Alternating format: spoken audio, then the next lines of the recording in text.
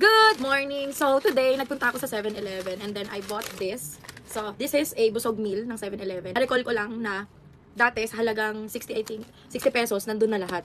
So, ngayon na financial advisor na ako, ang kind of combo meal ko is the Sun Maxilink Prime. So, yung 6-in-1 plan. So, bakit ko siya nasabi na parang combo meal? Kasi, kagaya nito, ng busog meal na to, is nandito na lahat ng gusto mo. Nandito na lahat ng kailangan mo. May kanin na, may ulam na, ganun. So, for me, etong Sun Maxilink Prime is, yung life insurance is nakaning sa imagination ko, which is kailangan ko talaga. And then, yung riders or yung mga add-ons, yung health insurance, ito yung mga nasa sides niya.